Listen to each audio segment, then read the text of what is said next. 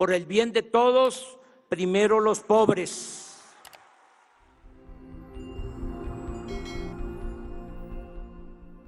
Preguntas y respuestas. Mujeres, las dos. Buenos días, presidente. Meme Yamel de Damexico News y Sin Censura. Aprovechando que es el pulso de la salud, preguntarle, presidente, ¿cómo va el tema de las medicinas que se habrían gestionado con la ONU? Se habría mencionado que en febrero se iban a realizar estas adjudicaciones de los contratos y bueno, siguen por ahí las protestas que también se han politizado bastante sobre estos medicamentos. Entonces, empezar preguntándole sobre eso y también en el tema del pulso de la salud, preguntarle, presidente, algo que se ha mencionado mucho y que nos quedó claro con esta pandemia es que si no existe una Secretaría de Salud, si no existe un acceso y unas instituciones sólidas, particularmente hospitales, instalaciones, pues no hay país que lo resista, ninguno pudo. En México traíamos un déficit de hospitales, se prometieron sus construcciones, eso ya, vaya, sabemos que no las concluyeron ni mucho menos, y esta administración ha estado inaugurando hospitales, pero preguntarle, presidente, ¿cuántas instalaciones, cuántos hospitales más tienen pensados inaugurar como para solventar la necesidad de estos hospitales para la población mexicana y que, bueno, expertos han mencionado que esta no va a ser la última pandemia, sino que vendrán muchas más y que esto no vaya a ser un problema hacia el futuro? Bueno, pero como ustedes saben, estamos atendiendo el fondo del problema para garantizar el derecho del pueblo a la salud. Desde antes de la pandemia ya habíamos visitado 80 hospitales, ya teníamos un diagnóstico de la situación tan deplorable del sector salud en todo, hospitales en proceso, es decir, inconclusos, más de 300, porque lo único que les importaba era la construcción, mejor dicho, la corrupción, el robar. Entonces, daban contratos a empresas pensando nada más en la construcción, el equipamiento, o si había médicos, eso ya no les importaba, era empezar a hacer la obra, porque en eso recibían un soborno, un moche. Entonces, ni siquiera terminaban las obras, dejaron hospitales por todos lados.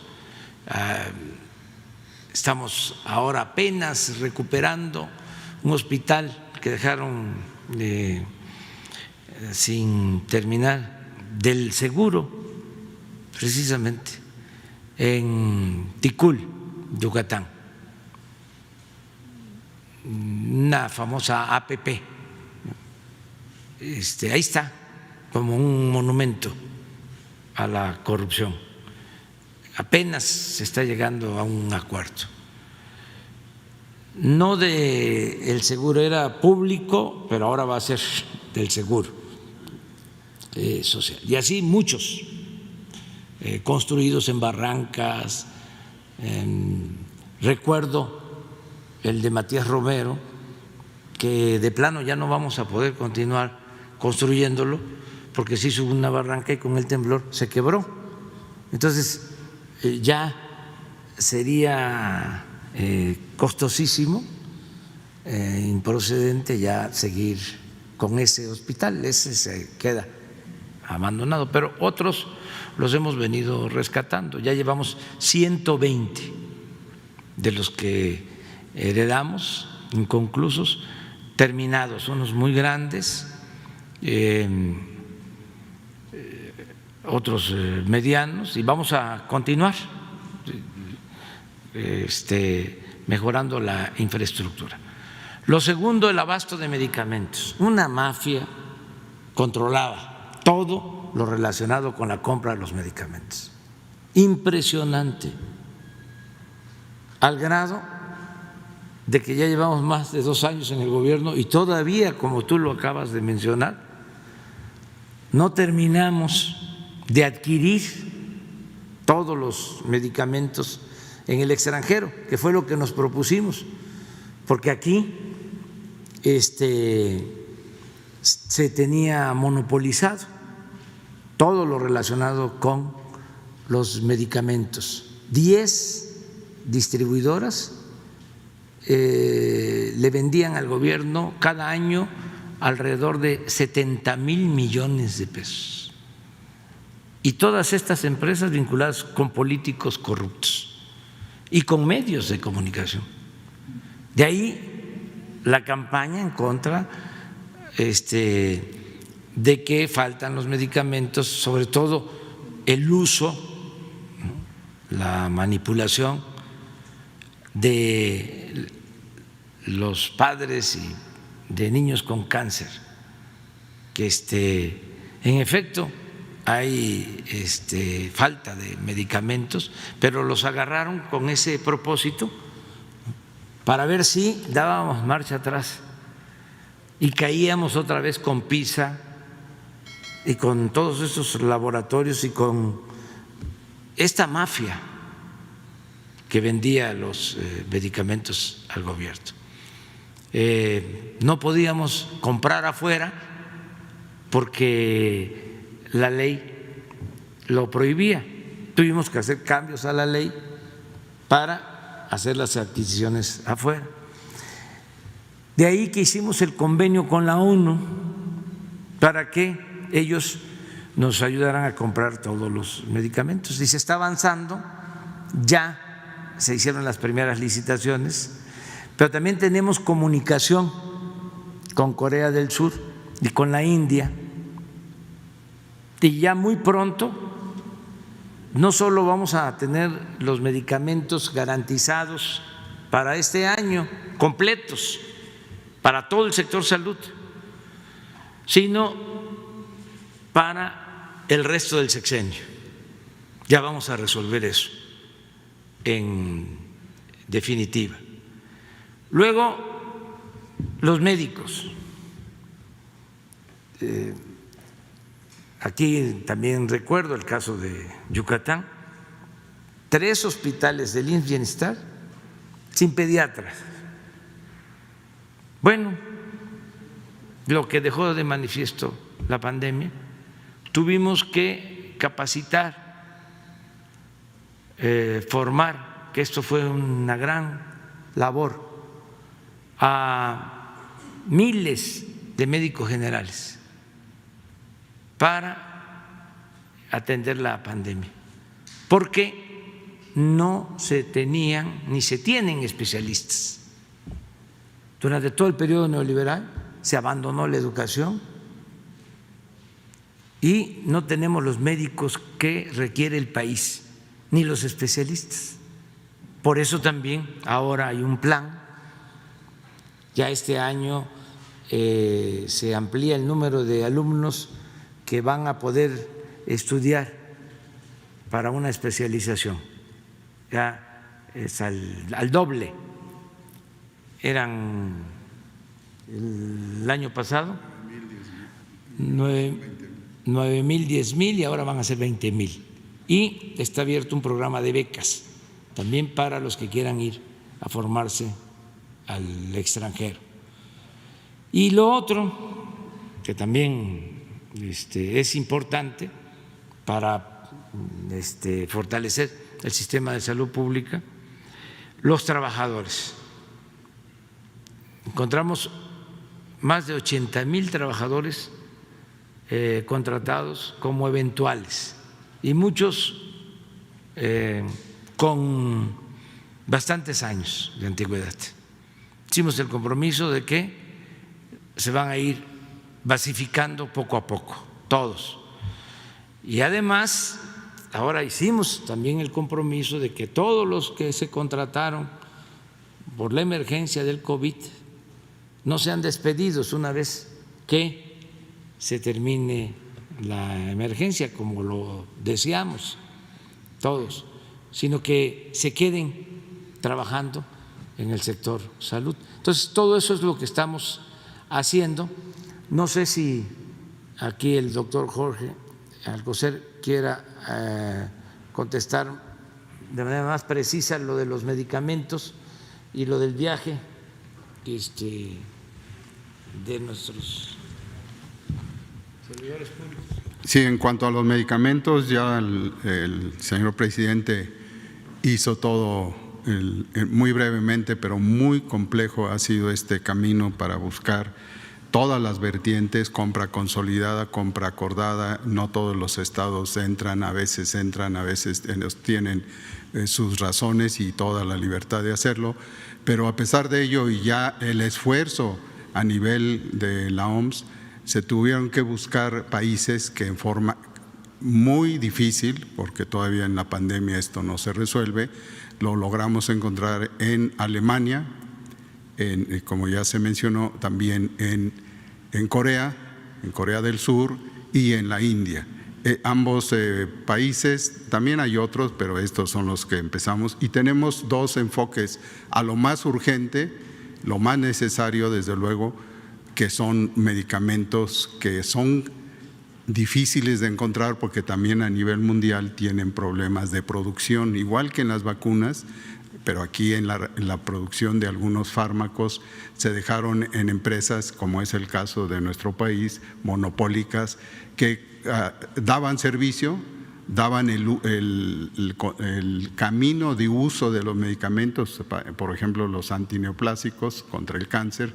Se tienen que ajustar dosis, se tienen que mezclar, se tienen que sumar 2, 3, hasta 4 medicamentos para poder llegar a las condiciones óptimas que la biología celular del paciente que tiene cáncer requiere para lograr abatir con la mínima posibilidad de tener efectos colaterales. Ese manejo especializado pues es precisamente lo que se está magnificando en cuanto al origen del problema. El problema, ya lo señaló el señor presidente, tiene ese contexto de la corrupción y del acaparamiento y del monopolio.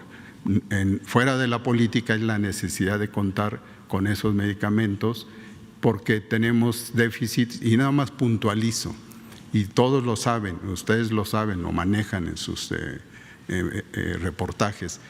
La leucemia infantil es una de las situaciones que es a nivel mundial una de las principales causas de muerte infantil de niños.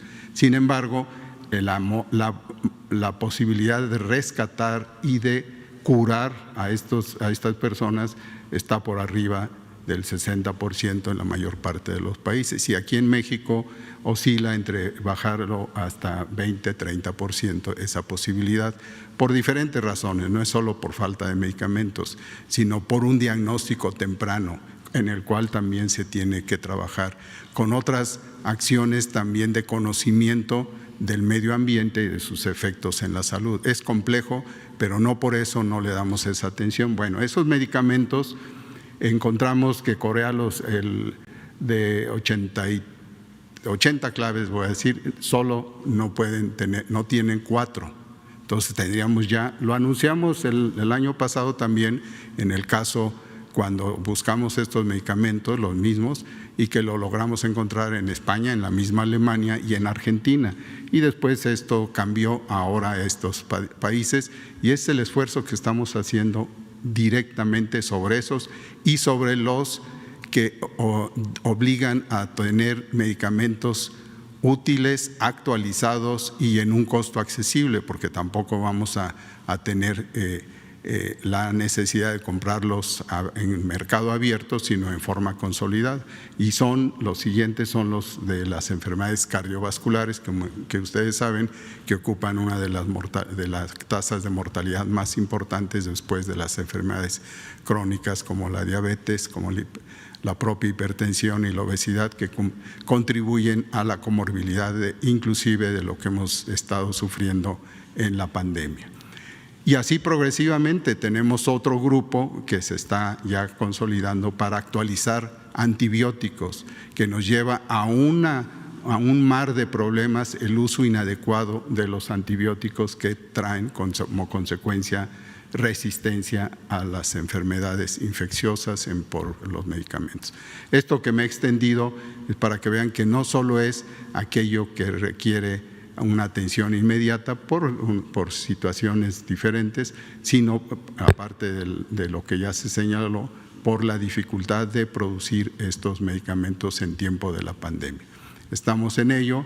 En resumen, este fin de semana, desde la semana pasada, están en Corea ajustando, conociendo los laboratorios en Corea, que encontramos que en México tienen una representación de una de sus oficinas muy puntual, muy clara, muy definida de varios años para acá, y queremos tener también la certeza de que esto está sucediendo allá en sus plantas, las cuales terminan mañana de visitar, y estarán el fin de semana aquí de regreso el encargado coordinador nacional de medicamentos, el doctor Calderón Alipi, Alejandro, y también un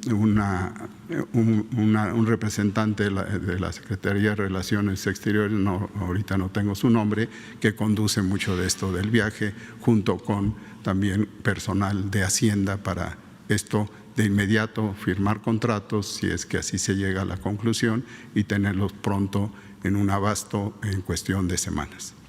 Muchas gracias. Presidente, al respecto justo de esto, estas empresas, laboratorios, que bien se sabe y se ha documentado, vendían los medicamentos a sobreprecio, parte también de la corrupción. ¿No han intentado acercarse a su administración para llegar a tratos justos o intentar vender los medicamentos ahora a un precio justo o llegar a algún acuerdo? No, porque optaron por atacarnos. Pensaron que con eso iban a someternos con los medios y con las campañas. Esto es muy usual. Cuando se trata de grupos de intereses creados que tienen vinculación con medios, se desatan campañas. Incluso hay dueños de medios de comunicación que apuestan a que el presidente se debilite, que el presidente no tenga respaldo ciudadano, respaldo popular, un presidente débil. Porque un presidente sin apoyo ciudadano, pues es un presidente pelele, títere, que tiene que obedecer, tiene que actuar como empleado de los oligarcas. Entonces, yo he escuchado eso. Es que no nos conviene que el presidente tenga mucho apoyo ciudadano, porque entonces, ¿cómo negociamos con él? No va a ceder. En mi caso, aunque me debilitaran, no negociaría. Es cero corrupción, cero impunidad. Prefiero irme que ser cómplice de la corrupción. Entonces, por eso estos dueños de laboratorios movieron todas sus influencias, incluso al interior del mismo gobierno. Tenían prácticamente secuestrado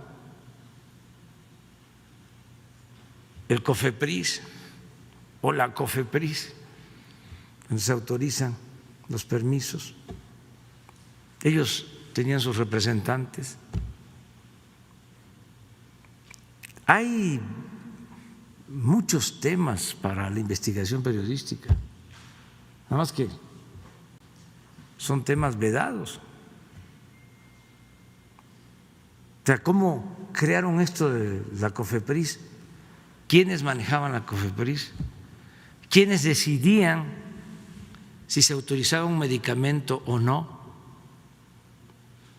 ¿Por qué no se autorizaban nuevos medicamentos si había de por medio el interés de una de las farmacéuticas vinculadas al gobierno?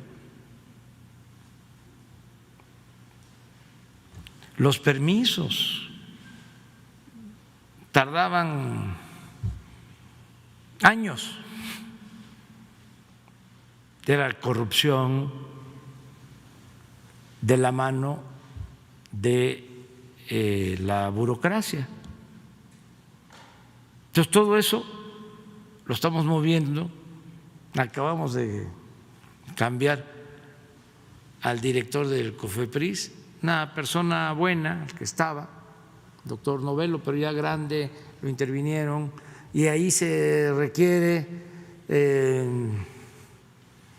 mucho vigor y aplomo,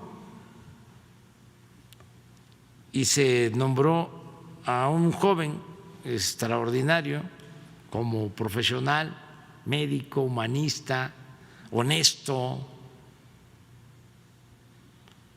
Alejandro Sbrach. Él es el nuevo director de la COFEPRIS, incorruptible.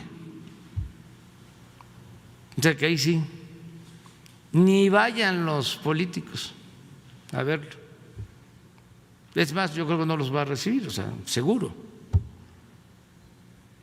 Gestores, ¿no? Tramitadores, todos estos que hacían lobby,